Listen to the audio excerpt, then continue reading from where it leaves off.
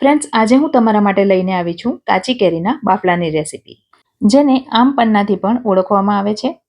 કોઈ પણ જાતના કલર, કેમિકલ કે એસન્સ વગર બનાવીશું.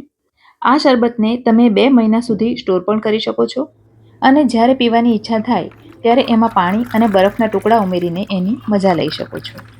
તો ફ્રેન્ડ્સ, મારી ચેનલ ફૂડ વિથ ફાલ્ગુનીને જો તમે હજી સુધી સબસ્ક્રાઇબ ન કરી હોય તો પ્લીઝ જલ્દીથી સબસ્ક્રાઇબ કરી દેજો. તો કાચી કેરીનો બાફલો બનાવવા માટે અહીં મેં 800 ગ્રામ કેરી લીધી છે. કેરી એકદમ કાચી, ફ્રેશ અને એકદમ કડક હોય એવી લેવાની. અહીં મેં તોતાપુરી કેરી લીધી છે, જેને કાગડા કેરીથી પણ ઓળખવામાં આવે છે. અને આ કેરી ઓછી ખાટી હોય છે, તો એમાં ઓછા ગળપણની જરૂર પડે છે. હવે સૌથી પહેલાં તો એની છાલ ઉતારી લઈશું અને ત્યાર પછી આખી કેરીના નાના નાના ટુકડા કરી લઈશું. આ શરબતને બાફલો એટલા માટે કહેવામાં આવે છે કારણ કે એને કાચી કેરીને બાફીને બનાવવામાં આવતો હોય છે અને કહેવામાં આવે છે કે આ શરબત પીવાથી ઉનાળામાં લૂ નથી લાગતી. હવે કેરીના ટુકડાને મેં એક તપેલીમાં ટ્રાન્સફર કરી લીધા છે. હવે અહીં મેં એક કુકર લઈ લીધું છે અને કુકરની અંદર એક સ્ટેન્ડ મૂકી દીધું છે અને એમાં સ્ટેન્ડ ડૂબે એટલું લગભગ અડધા લીટર જેટલું પાણી લઈ લીધું છે.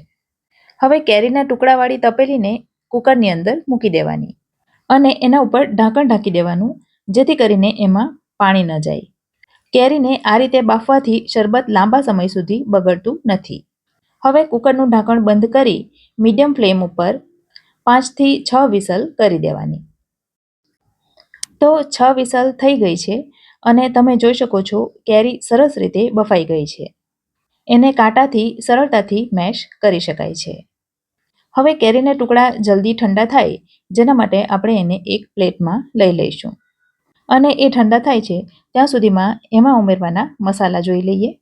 મસાલામાં મેં અહીં લીધું છે 1 ટીસ્પૂન સંચળ, જેને આપણે બ્લેક સોલ્ટથી પણ ઓળખીએ છીએ. 1 મોટી ચમચી એટલે કે 1 ટેબલસ્પૂન લીધું છે જીરુંનો પાવડર અને 1 ટેબલસ્પૂન લીધો છે વરિયાળીનો પાવડર.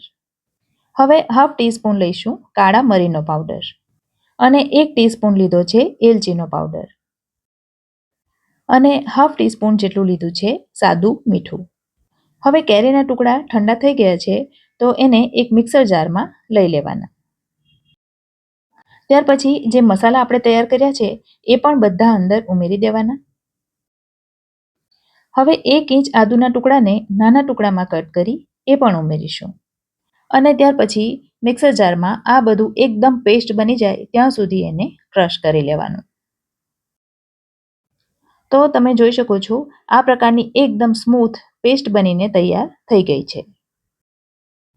હવે એને આ પ્રકારની સૂપ ગાળવાની ગળણીમાં ગાળી લઈશું.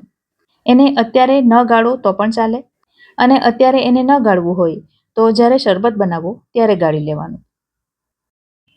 તો આ રીતે બધા પલ્પને ગાળી લીધા પછી હવે આપણે આગળની તૈયારી કરીશું, જેના માટે મેં અહીં લીધી છે 400 ગ્રામ ખડી સાકર.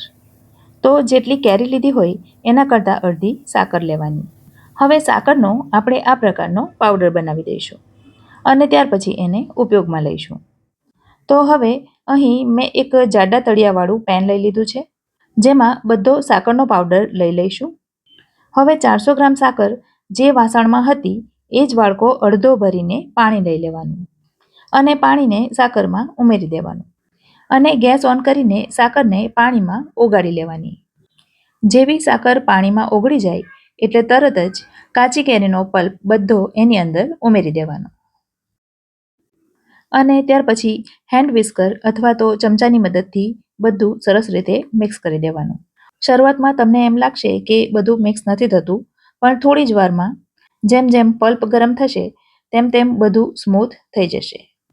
બધું બરાબર મિક્સ થઈ જાય ત્યાર પછી એને માત્ર 3 થી 4 મિનિટ સુધી જ ગેસ ઉપર રાખવાનું છે. થોડી વાર થશે એટલે પલ્પ થોડો ઘટ્ટ થશે, એમાં થોડા થોડા પરપોટા થવા માંડશે અને ચમચાની પાછળ આ પ્રકારનું જાડું કોટિંગ થશે એટલે સમજવાનું કે હવે પલ્પ તૈયાર થઈ ગયો છે. તો હવે ગેસ બંધ કરી દેવાનો. એને ચકાસવાની બીજી રીત એ પણ છે કે આ પ્રકારની હલકી એક તારી ચાસણી જેવું થશે. હવે ગેસ બંધ કર્યા પછી એમાં 1 લીંબુનો રસ ઉમેરી દેવાનો. લીંબુનો રસ ઉમેરવાથી એમાં ખાંડના ક્રિસ્ટલ નહીં થાય અને એની શેલ્ફ લાઈફ પણ વધશે. લીંબુના બદલે તમે વ્હાઈટ વિનેગર પણ ઉમેરી શકો. તો હવે આ કેરીનો બાફલો બનીને તૈયાર છે. એ એકદમ ઠંડો થાય એટલે એને કાચની બોટલમાં ભરી દઈશું. તો હવે એ એકદમ ઠંડો થઈ ગયો છે અને ઠંડો થવાના કારણે થોડો ઘટ્ટ પણ થઈ ગયો છે. તો હવે એને આ પ્રકારની કાચની બોટલમાં ભરી દઈશું. બોટલ ભેજરહિત અને જંતુરહિત હોવી જોઈએ. એને તમે ફ્રીજમાં 2 મહિના સુધી અને ફ્રીજની બહાર 1 મહિના સુધી સ્ટોર કરી શકો છો. હવે શરબત કઈ રીતે બનાવવું એ પણ જોઈ લઈએ. તો એક વાસણમાં એકદમ ઠંડુ પાણી લઈ લઈશું અને જોઈતી મીઠાશ પ્રમાણે કેરીનું પ્રીમિક્સ ઉમેરી દઈશું. ત્યાર પછી એને ચમચી અથવા વિસ્કર વડે સરસ રીતે મિક્સ કરી દેવાનું. પણ હું એને હંમેશા આ રીતે બ્લેન્ડરથી મિક્સ કરું છું. પણ જરૂરી નથી કે તમે બ્લેન્ડરથી જ મિક્સ કરો, ચમચીથી પણ એ સરસ રીતે થઈ જ જાય છે. હવે મિક્સ કર્યા પછી જો ફરીથી એને ગાળવું હોય તો તમે ગાળી શકો છો. છોકરાઓને મોંમાં કંઈ પણ આવે એ ગમતું નથી, માટે મેં એને ફરીથી ગાળી લીધું છે. અને હવે એને ગ્લાસમાં બરફ ઉમેરી એમાં સર્વ કરીશું. રેસીપી જો ગમી હોય તો વિડીયોને લાઇક કરજો અને તમારા સર્કલમાં શેર કરજો. તો ફરી મળીશું આવી જ એક નવી રેસીપી સાથે. ત્યાં સુધી મને રજા આપો. આવજો.